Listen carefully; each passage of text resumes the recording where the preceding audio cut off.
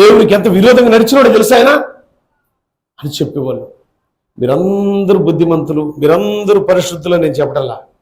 ప్రతి మనిషి జీవితంలో ఏదో ఒక లోపం, దేవునికి విరోధమైనది ఏదో నీ హృదయంలో ఉంది. ఆ చెడును చెక్కేసుకో, బాగుపడతావు. అనుకుంటే నీ పిల్లల మీదకి వచ్చేది కాదు ఇక్కడ, అది నాశనమే నీ మీదకి వస్తుందని చెప్తుంది బైబిల్. నా సొంత మాటలమ్మా భవాని. కనీసం మార్పు చెందొద్దా? మార్పు లేని మానవుండా తీర్పు దినం దాకోలేవురా. మీకు అర్థమయ్యే భాషలో, సోదరి తీర్పు దినము దాకోలేవురా.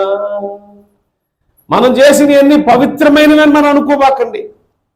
లెక్క చెప్పాల్సిన దినం వచ్చినప్పుడు ఆ లెక్కల్లో ఎంత లోపం ఉంటే అంత దౌర్భాగ్యమైన పరిస్థితిని మనం అనుభవిస్తాం బిడ్డలారా.